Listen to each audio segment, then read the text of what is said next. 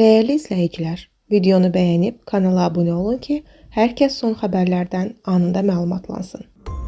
Bəzi qüvvələr Cabiri biraz mənfi tərəfdən göstərmək istəyirdilər. Amma misal var ki, Allah kimsə ucaltsa, onu heç kim alçalda bilməz. Xəbər verir ki, bu sözləri qardaşının vida mərasimində çıxış edən Tahir İmanov deyib. Cabir nümunəvi ata, nümunəvi vətəndaş, nümunəvi oğlu idi. Çoxları elə bilir Cabir məndən böyükdür, amma mən ondan 2 yaş böyük olmuşam. Buna baxmayaraq ondan çox şey öyrənmişəm. Tahir İmanov vurğulayıb. Allaha şükürlər olsun ki, Cabir Şuşalı günlərimizi yaşadı. Bu dövlətə, dövlətçiliyə qulluq etdi. Dövlət tərəfindən ona məsuliyyətli və şərəfli vəzifə verilmişdi. Mən bir daha Prezident İlham Əliyevə, birinci vitse-prezident Mehriban Əliyevəyə dövlət təhlükəsizlik xidmətinin rəhbərliyinə təşəkkür edirəm. Mərhumun qardaşı əlavə edib.